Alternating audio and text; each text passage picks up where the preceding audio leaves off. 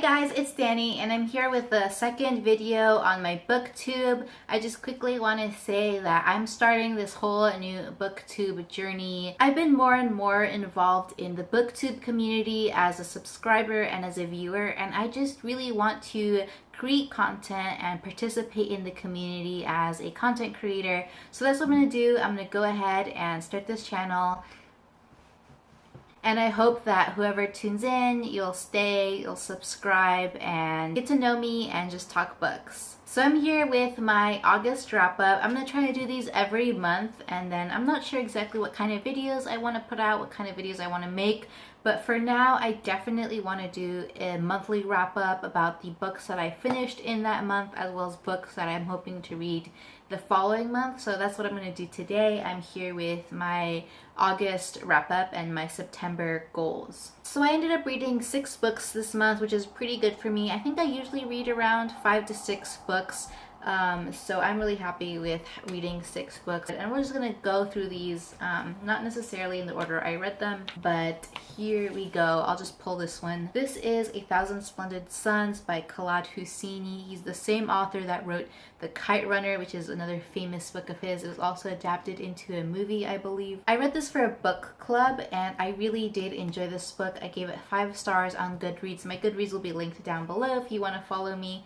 I did really enjoy this. I haven't read too many Afghanistan authors or books based on Afghanistan culture, and I think this was a really good book, especially for someone who doesn't know too much Afghan history. It follows the lives of 2 women in Afghanistan across a wide range of time, from the early 1900s to the early 2000s. It spans 2 or 3 generations of women, and follows the lives of 2 women, the 2 main protagonists of this book, and how their lives intersect, and basically their experience is as women in Afghan society, especially throughout the civil wars that erupt in Afghanistan and the rise of the Taliban. So it was very good, pretty heartbreaking. I did really enjoy this book. Definitely recommend. I also ended up finishing The Immortal Life of Henrietta Lacks.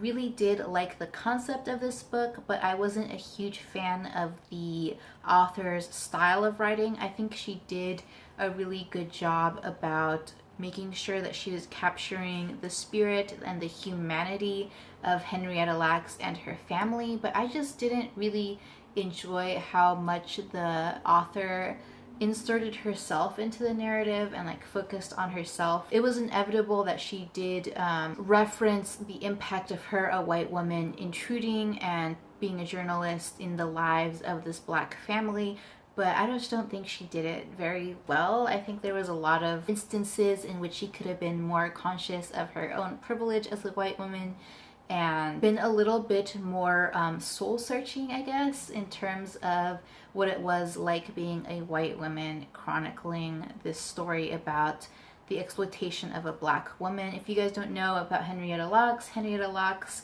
is the Black woman from whose cancer cells HeLa cells are born. HeLa cells is a medical line of cells that is widely used throughout the world today. It led to many great scientific achievements like the polio vaccine, and the fact is that the family was pretty much exploited because you were poor and Black. No one really told the family or Henrietta that they were taking her cells, and her cells have been used, sold. I think it was a good book in many ways. I just don't think it was an amazing book. You know what? I would have really much preferred reading about Henrietta Lacks from a Black woman. I wish a Black woman had written this, because she's exploring the history of a Black woman. I don't think Rebecca Skloot really could have captured a lot of the humanity and what it is to be a Black woman in America.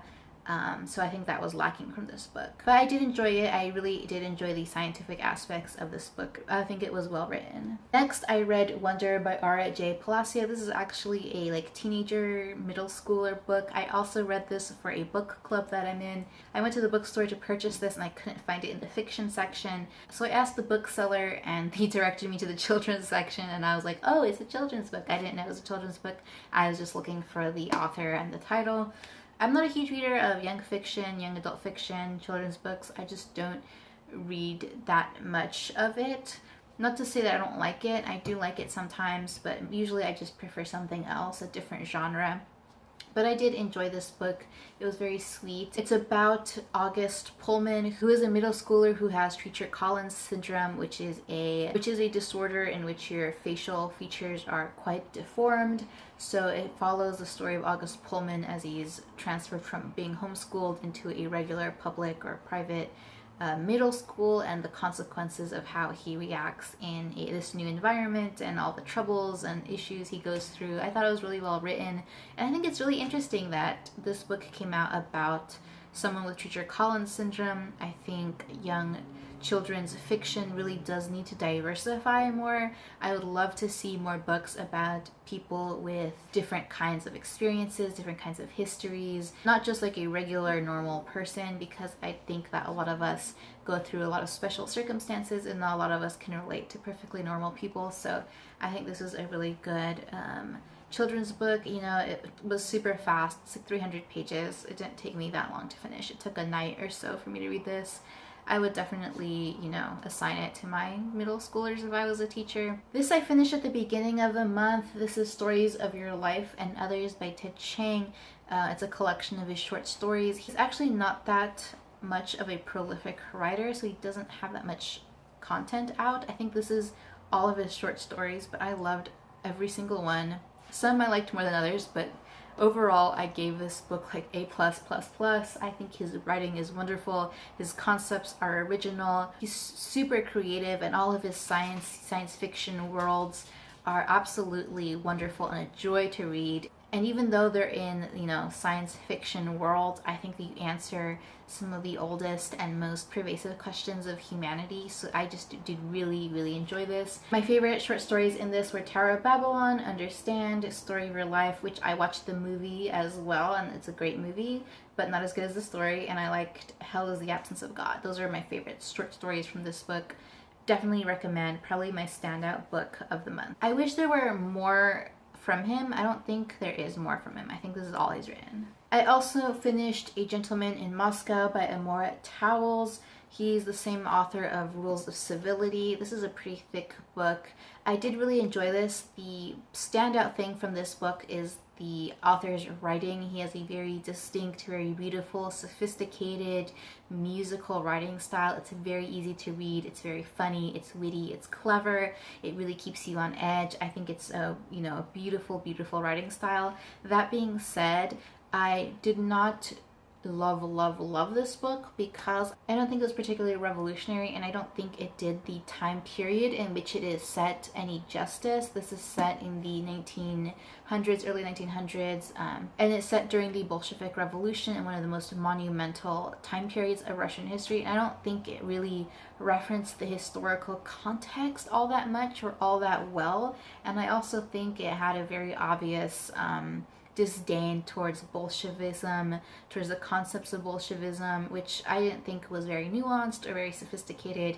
It kind of just sided on the side of the aristocracy, which, you know, I am kind of a socialist. So that being said, I don't think it should have romanticized Bolshevism. Bolshevism did have its negative aspects, and it did cause a lot of injury and pain. And there were human rights conflicts, obviously, but I just don't think it had a more than a two-dimensional view on Bolshevism and the aristocracy. So in that sense, it failed me as a book, but otherwise it was a very delightful, joyful read. I think it was a great summer read. I'm glad I read this during the summer when I had a little bit more time. It would have been a great beach read. It was just, it flowed very musically, so I'm very, very pleased with the book, but again, it wasn't something that I would take very seriously.